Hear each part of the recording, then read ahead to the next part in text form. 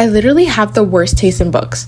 There's only 2 books that I really love and talk about all the time, and that's Keep You Close by Karen Cleveland, which was literally located in the $6 section at Indigo, and the entire selection series, which has the reading comprehension of a newborn. I had a distressing period of my life in January where I was reading truly one of the worst books I've ever encountered in my life, which is a bold claim because I've read Ugly Love by Colleen Hoover. So it's January, school's out, I want to read, but I'm essentially penniless, so I'm left with no other choice but to check out the free books on my phone through the Apple Books app. Not only am I saving money I don't have, but I'm also simultaneously supporting small artists.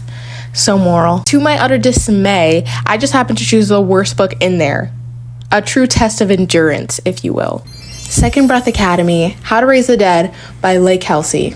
Now, I want to preface that this is not a direct censure against this author. I'm sure she has great material and she's an amazing human, but this book literally sucked the life out of me, so I owe it to myself to spread the word. Based off memory, this book is about a girl named Katie who goes to an academy of necromancy.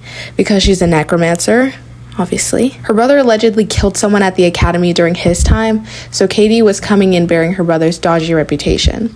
She gets bullied by this girl named Alexandra, but I'm pretty sure she turns out to be a shady person too by the end of the book, so literally who gives a fuck about her. The book itself is actually whatever, and it's not horrible, but what really deterred me from this book was the creepy teacher. There are only 2 tropes I really hate, and those are teacher-student relationships and miscommunication trope. Anyways, I could have easily turned away as soon as I found out that there was a weird power imbalance relationship in there. I could have closed the book and looked for a new one, but I didn't. Karma's a bitch, and I should have known better. It didn't take long for this relationship to leave a sour taste in my mouth. As Katie and her new friends were walking into the assembly for orientation day, she was able to meet her new teachers for the year. That is when we met the one and only Mr. Worth. As she would describe in the book, he had a tired, friendly look about him, curiosity in his bespectacled eyes as he scanned the new students. His muddy brown hair flopped over his forehead in a very teacher-like manner. His face fairly forgettable until his curious stare passed over Katie and those eyes. Damn, they were as sparkly as a diamond rotunda. Okay, that's enough. Nothing bad yet, nothing too disturbing. But then our main character, Katie, started to drop little comments like, I'm 18. Besides, there's nothing wrong with window shopping. It doesn't mean I'm going to jump him in class.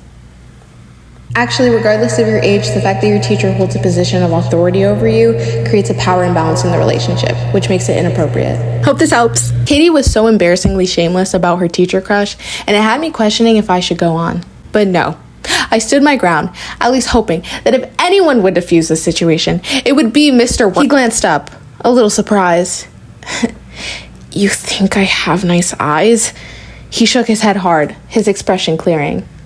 I'll see you in class, Katie. Like I said, the book wasn't terrible. It was just certain lines and moments in the book that felt abusive to read. So naturally, I'm going to share some of my favorite lines from this book.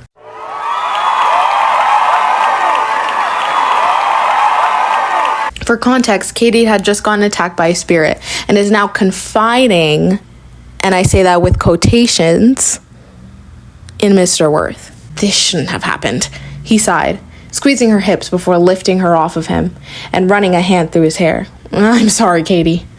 For what? Kissing me senseless? He snorted.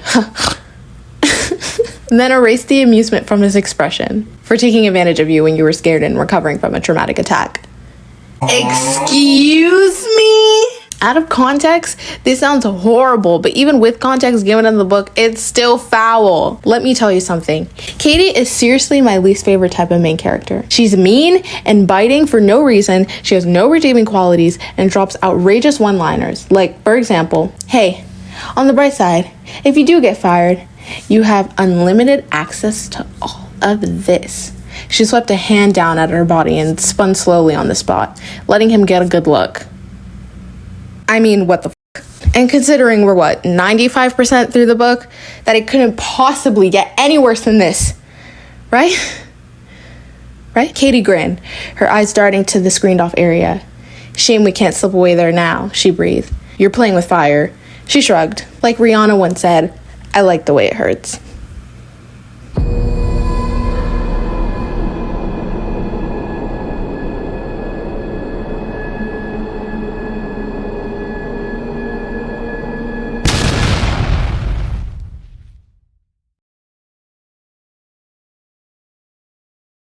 All in all, this book really taught me the meaning behind the saying, you get what you paid for. Well, actually, it would make more sense if she didn't have the audacity to charge $6 for the next one. Though I can't deny that my curiosity has been piqued. Maybe it's the intrigue, or perhaps I'm just a hater with a serious problem. Either way, I guess I'll be diving back into this author's world, wallet in hand.